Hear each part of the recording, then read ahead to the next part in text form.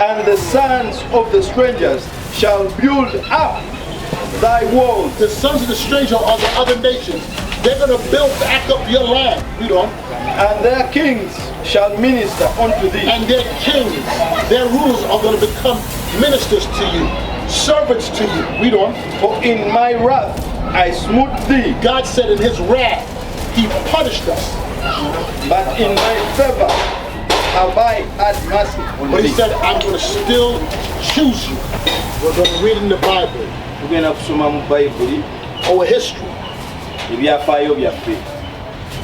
Does any of you understand how black people ended up, Africans ended up in America?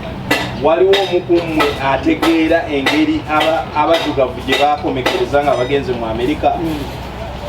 Slavery. Very good. Do you know that is recorded in the Bible? Wadde okimanyi nti kyawandiikibwa mu Bayibuli? Slavery took us to America. What means of transportation did we make it over to the other side of the earth? Nti abaddu baabatwala mu Amerika naye baakozesa ntambula ki okubatwala mu ssemazinga oli omulala? How? Baakozesa ntambula ki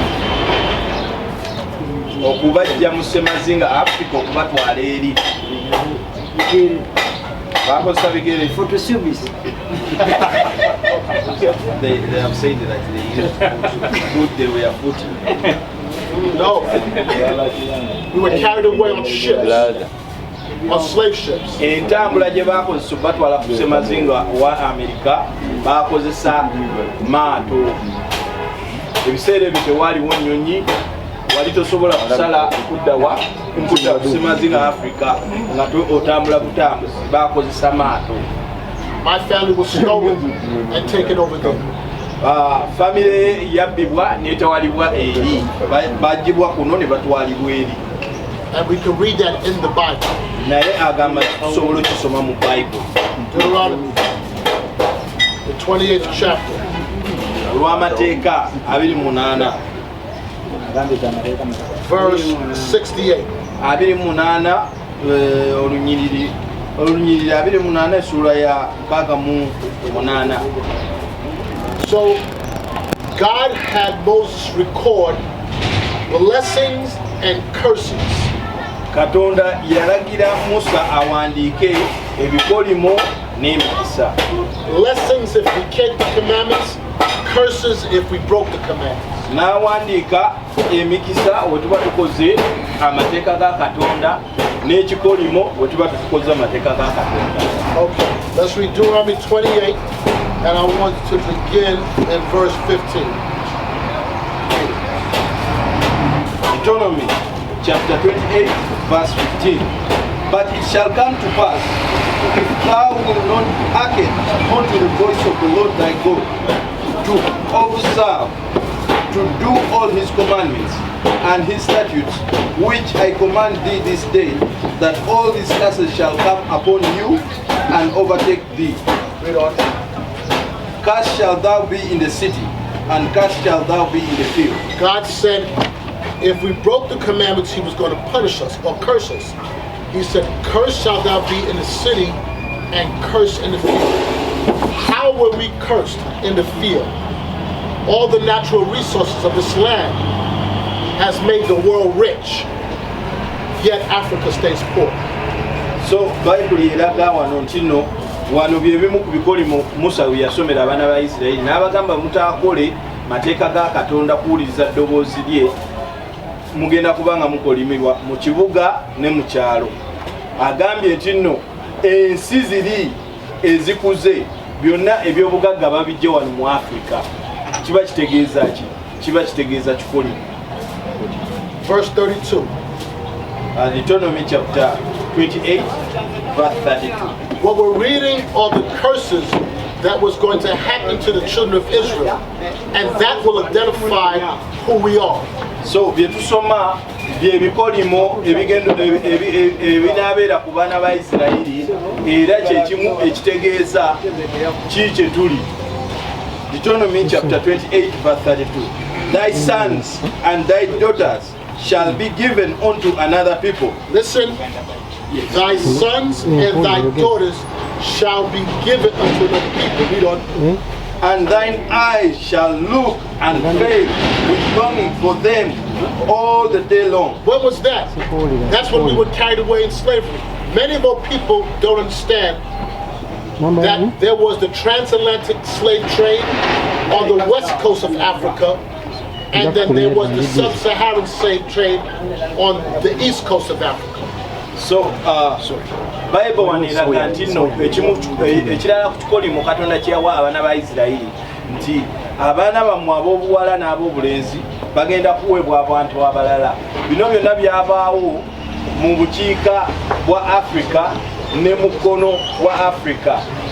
Verse 41. Deuteronomy chapter 28 verse 41. Thou shalt beget sons and daughters, but thou shalt not enjoy them, for they shall go into captivity. God said that we will have sons and daughters, but you will not enjoy them because they will go into captivity. You've never heard this before in church, and this is the same Bible that all of you read from. So, ekirikolima ekirala kiraga nti Bible egamba nti no mujja kufuna abaana ab'obulenzi n'ab'obuwala naye temujja banyumirwa bajja genda mu buddu. Ekirabirwako kikino essaawa zino bataata bamaliriza okusomesa abaana baabwe baba batwalawa Dubai, baba bagenze kukola ki? Baba bagenze kukola buddu. Si ekyo Bible kiba kitegeeza kigambo kituufu ate kirina abantu bekiyogererako bennyini ebibatuukako. Thy sons and daughters shall be going to captivity. How do they go? On slave ships. And I told you before, that's in the Bible. Verse 68. Abasooka bagendera ku maato, abasooka babatwalira ku maato. Kati bano ab'ennaku zino nga bwe bagamba nti modern era, kati babatwala mubawaayo mwe bennyini nti omwana wange agende akole. So, verse 68. Deuteronomy chapter 28 verse 68. And the Lord shall bring thee into Egypt again with ships. It said, and the Lord shall bring thee again into Egypt. But this time he said you're going to go by what? With ships. The Egypt is not referring to Egypt here in Africa. The Egypt is referring to the condition of slavery. We can prove that in the book of Exodus chapter 20 verse 2. That Egypt means slavery. So when you read it, it says, and the Lord shall bring thee into bondage again with what? With ships. With ships. That's in the Bible. That's how we were carried away. What you are witnessing is one of the children of the slave trade that was taken from here because we broke God's commandments.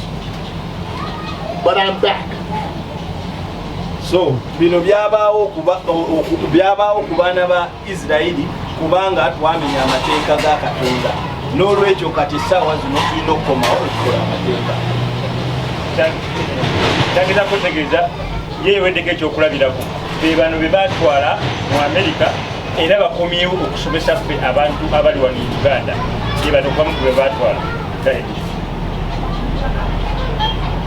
it again. Deuteronomy chapter 28 verse 68. Stop. And if you have any questions,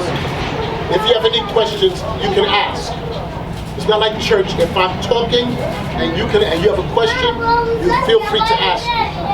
So, mwamba muyina ekibuuzo musobola okubuuza. Ekiringa kyaki nti mugenda kumalako gundi yonna session yonna nga tobuuziza kibuuzo. This is not like church where you just listen to somebody talk to you and then you give him money. No. If any man says he's a man of God and he speaks from here, he should answer anybody's question. So, wabaawo waliwo omuntu alina ekibuuzo ali wano asobola okubuuza ekibuuzo. Okay, read verse 68. Deuteronomy chapter 28 verse 68.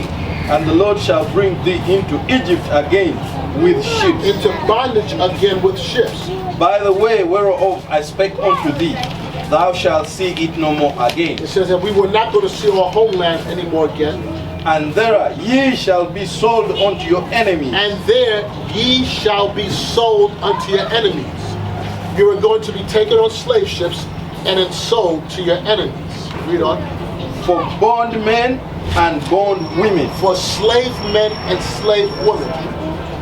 kyageza kusoma tusoma mu kitabo ky'amateeka 28 lugamba mukama alikuzza mu misiri mu maato mu kkubo yenda kusuubizayo taliddamu kulaba n'agamba nti tetuliddamu kulaba Israeli. Uganda si ensi yaffe erina kuba nga ye Isirayiri. And you shall be sold unto your enemies. And we were sold. Where?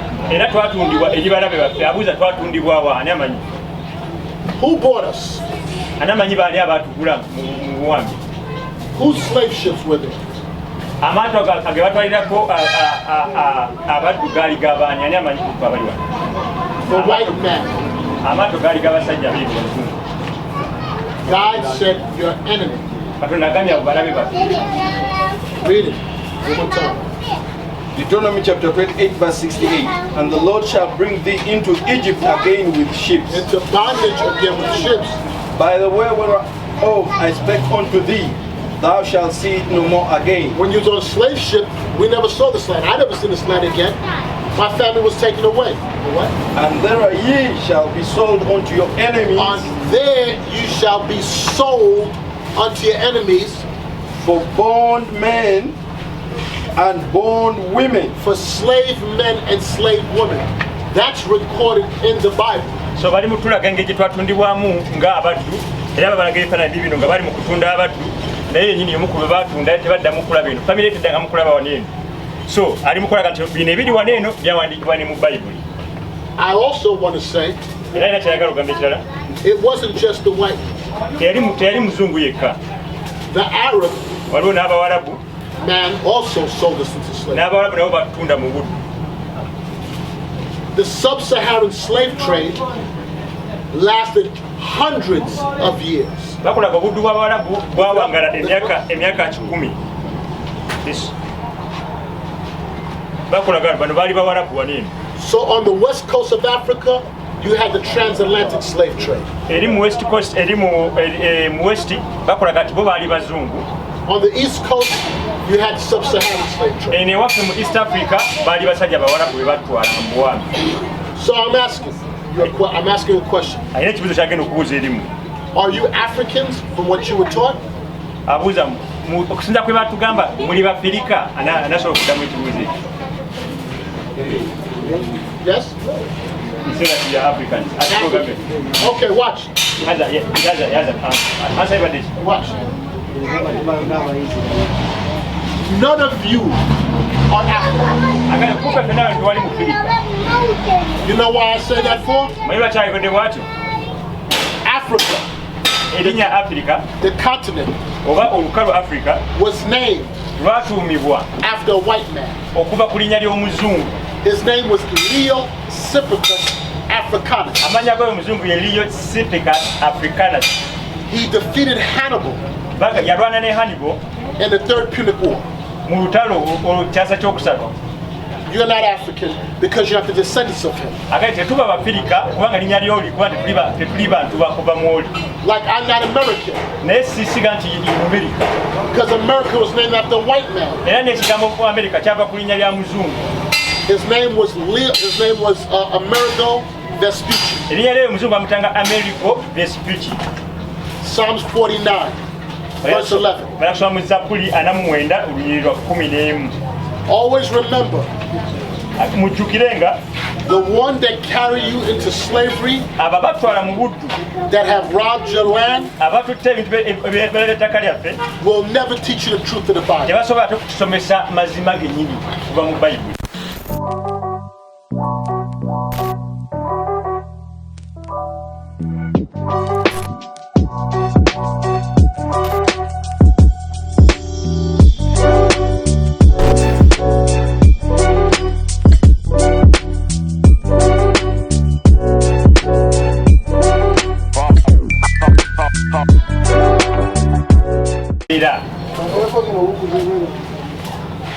They don't think they will ever fall. But they will. Their inward thought is that their house will continue forever. Read. And their dwelling places to all generations. They call their lands after their own names. They call their lands after their name. So when Hannibal was defeated, Leosippicus Africanus said, I'm going to name this land Africa. So bakola kati mu lutalo bawangula Hannibal omuzungu n'agamba ngenda kukuuma kontinenti eno mu lukalu luneeno naye kukuuma erinnya lyange Africa. Read it again. The book of Psalms chapter 49 verse 11. Their inward thought is that their houses shall continue forever and their dwelling places to all generations. They call their lands after their own names. They named the lands after themselves. They understood something. As long as they keep the children of Israel lost from the words of God, they will always be on top.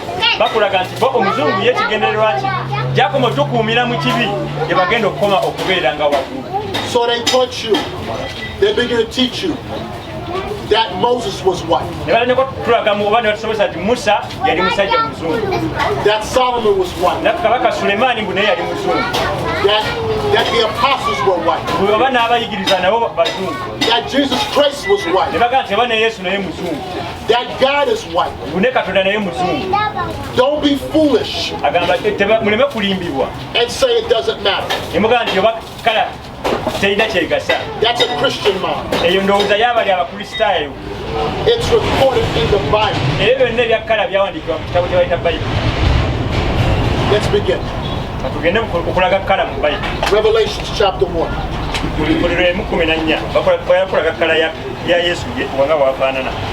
I want you to read Revelation 1 and 1. The book of Revelation chapter 1 verse 1. The revelation of Jesus Christ, which God gave unto him to show unto his servants things which must shortly come to pass. And he sent and signified it by his angel unto his servant John. The word revelation, the root word is to reveal. He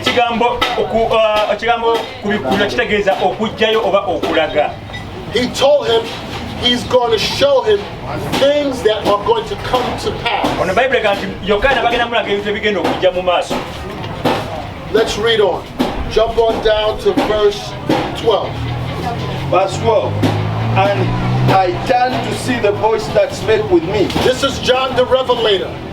He turned to see the voice that was speaking to him. And being turned, I saw 7 golden candlesticks. And in the midst of the 7 golden candlesticks, one like unto the Son of Man, clothed with a garment down to the foot, and got about the paps with a golden girdle. His head, listen, it says this person, he saw his head and his hairs were white like wool. It says his head and his hair were white like wool. Give me the image. Give me the other image. Esau.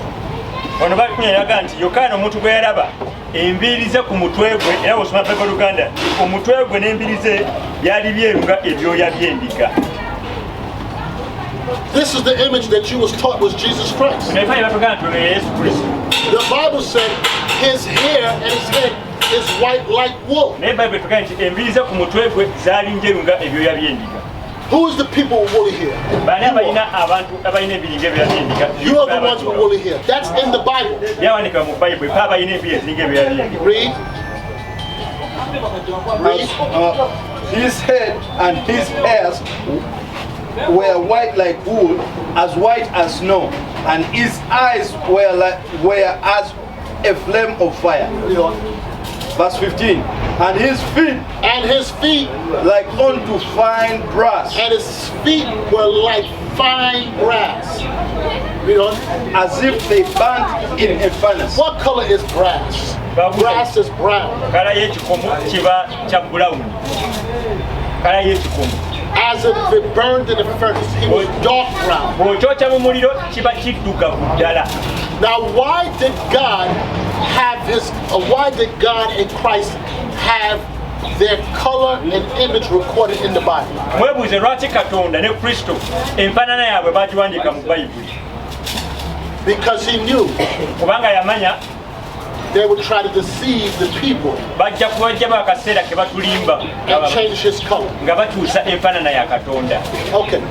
Prior to the 1400s, mu kyasa ky'ekumi there was no white image of Jesus Christ. Tewaliwo kifaananyi kyeru nga kinene kya Yesu. None. Tewaliwo kifaananyi yadde. It was during the Renaissance period bakolaga mu biseera by'abazungu okwebbulula when Borgias depicted the drawings that later became this image. ne bakolaga nti omuzungu yakuba ebifaananyi binene Leonardo da Vinci and Michelangelo, painters, bakolaga nti Leonardo da Vinci ne Michelangelo basiga ekifaananyi began to draw these sketches and made that as the image of Christ. In the Dark Ages, we ruled the earth. mu biseera byeri bakolaga abaddugavu baali bafuga ensi. And then during the Renaissance period, mu biseera by'okwebbulula by'abazungu we fell ne tugwa and they began to change the image. era ne kukyusanga bifaananyi binene. We're going to read that in the Bible. Bakisoma mu Bayibuli mwekiraba. First Maccabees 3. The book of First Maccabees, chapter 3, verse 48. And laid open the book of the law. Listen, the Bible, the Edomites, the white man, laid open the book of the law. Here is the book of the law.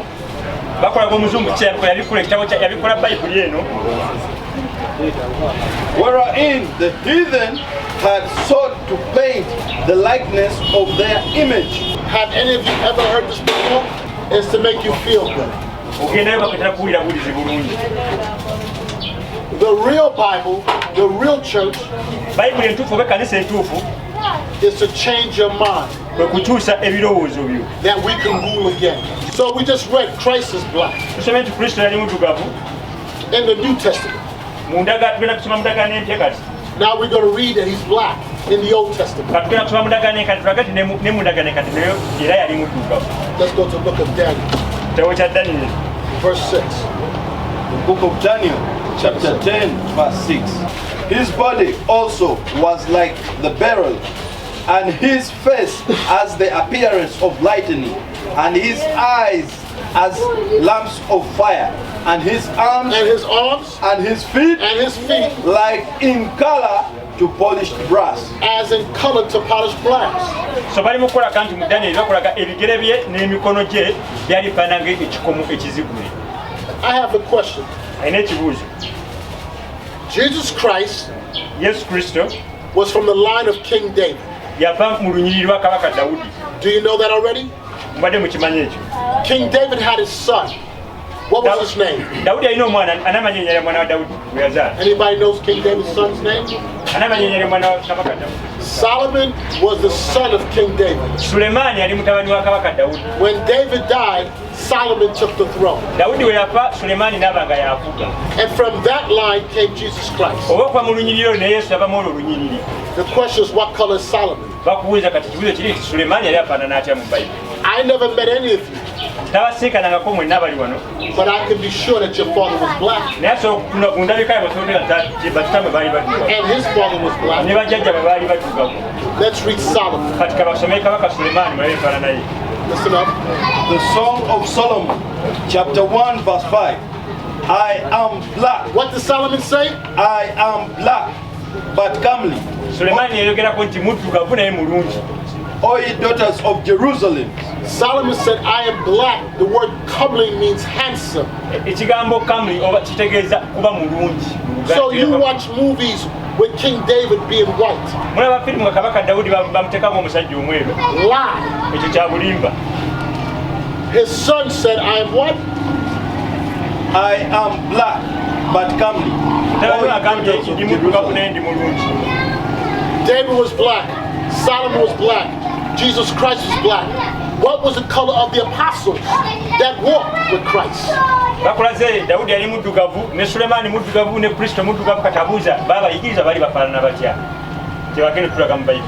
Acts 13. The book of Acts, chapter 13, verse 1. Listen up. Now there were in the church that was at Antioch. In the church that was in the city of Antioch. The city of Antioch was named after a white man named Antiochus Epiphanes. Bakoraga nti ekibuga Antioch kyatumibwa okuva ku muzungu gwe bayitanga Antiochus Epiphanes. So there was a church in Antioch. Walingayo kanisa mu ekibuga. Certain prophets and teachers. Certain prophets and teachers. As Barnabas and Simon, that was called nigger. Called what? Nigger. Called nigger. That's in the Bible, Acts the 13th chapter. Bakoraga nti n'ekigambo nigger oba ekigambo kiri mu Bayibuli. Spell it. N-I-G-E-R. That's the spelling. N-I-G-E-R. Or Niger. One of the lands. They were called black. So the apostles, the disciples that walked with Christ was black. Christ was black. Solomon was black. Go Job. The book of Job, chapter 30, verse 30. Listen up. My skin is black upon me. What did Job say? My skin is black upon me. Job said, my skin is black upon me. Job was black. Why have you never heard this in church before? And don't be foolish to say it doesn't matter. Everything in here matters. This is what the church is not teaching. Because once we understand that, then we'll start having respect for one another. Then we'll identify who our enemies are. Africa has built the wealth of the world. America is rich because of Africa. Israel's rich because of Africa. Europe is rich because of Africa. The only one that's not rich from Africa are Africans. It's high time we come up to church and start keeping God's commandments. Remember, we are the children of Israel. So, the white man in Israel, he's not the Jew. He's the devil. He is Satan. And God said that in the Bible. Revelations. Book of Revelation, chapter 2, verse 9. I know thy works. This is what he says. I know thy works. And tribulation and poverty, but thou art rich. God said, I know your works, all the tribulations you will suffer, and the poverty that you suffer, but God said you are still rich. And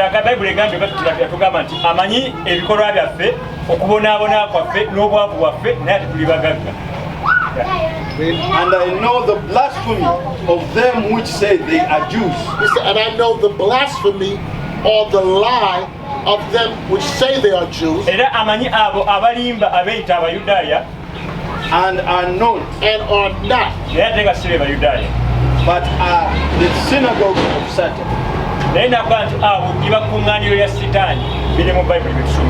He said, I know thy works, tribulations, and poverty, but you're still rich. Why? Because this book is your history.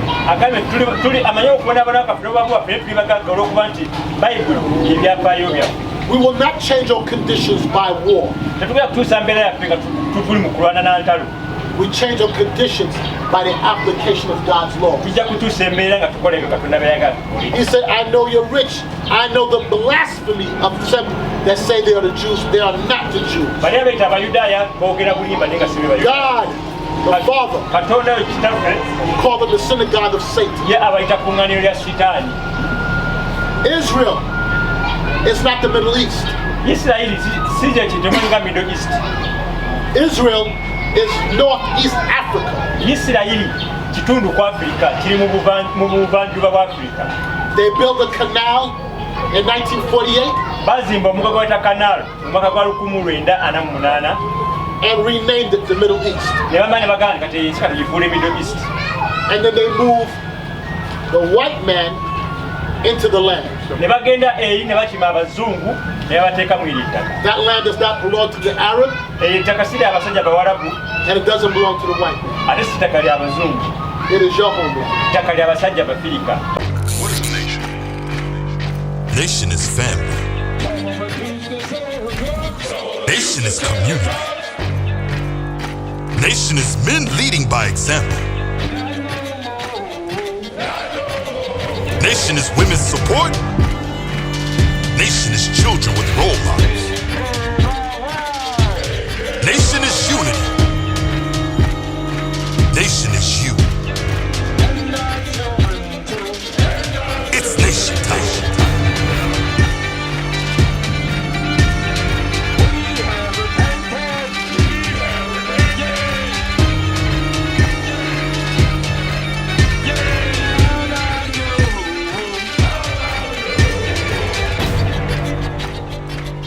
And finally, my brethren, be strong in the Lord.